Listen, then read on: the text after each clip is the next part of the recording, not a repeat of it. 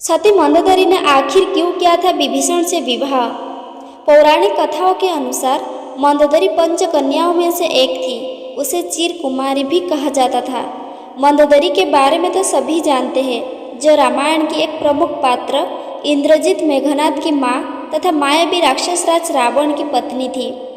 धार्मिक ग्रंथों के आधार पर ऐसा कहा जाता है कि मंदोदरी राक्षस राज मय दानव और अप्सरा हेमा की पुत्री थी, जो अप्सरा हेमा से उत्पन्न नहीं हुई थी, वरन दानवराज मय द्वारा सप्त ऋषियों से गोद ली गई थी।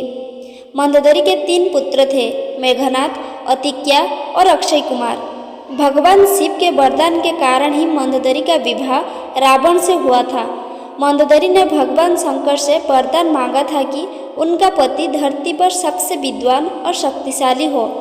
जब रावण सीता का हरण करके लाया था, तब भी मंदोदरी ने इसका विरोध कर सीता को पुनः राम को सौंपने का कहा था, लेकिन रावण ने मंदोदरी की एक नहीं सुनी और रावण का राम के साथ भयंकर युद्ध हुआ। ऐसा माना जाता है कि राम रावण के युद्ध में एकमात्र विभीषण को छोड़कर उसके पूरे कुल का नाश हो गया था। रावण की मृत्यु के पश्चात रावण के कुल के विभीषण और कुल की कुछ महिलाएं ही जिंदा बची थी। युद्ध के पश्चात मंदोदरी भी युद्ध भूमि पर गई और वहां अपने पति, पुत्रों और अन्य संबंधियों का शव देखकर अत्यंत दुखी हुई। फिर उन्होंने प्रभु श्री राम की ओर देखा, जो अलौकिक आभा से युक्त दिखाई दे रहे थे।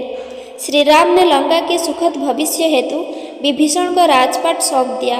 कहते हैं कि अद्भुत रामायण के अनुसार विभीषण के राज्याभिषेक के बाद प्रभु श्री राम ने बहुत ही विनम्रता से मंदोदरी के समक्ष विभीषण से विवाह करने का प्रस्ताव रखा।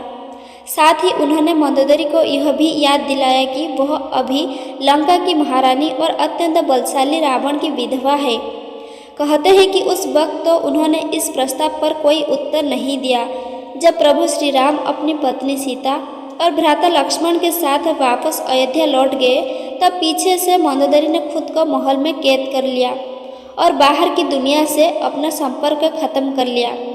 कुछ समय बाद वह पुनः अपने महल से निकली और विभीषण से विवाह करने के लिए तैयार हो गई। हालांकि कुछ विद्वान का मानना है कि इस बात में कोई सच्चाई नहीं है, यह तो मात्र किंवदंतियां है।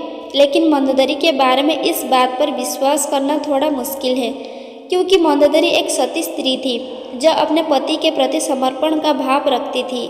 ऐसे में मंदोदरी का विभीषण से विवाह करना अपने आप में हैरान करने वाली घटना है। हालांकि रामायण में ऐसे ही कोई अजीब किस्से हैं। यह भी सोचने में आता है कि कुछ समाजों में प्राचीन काल में ऐसा ही प्रचलन था।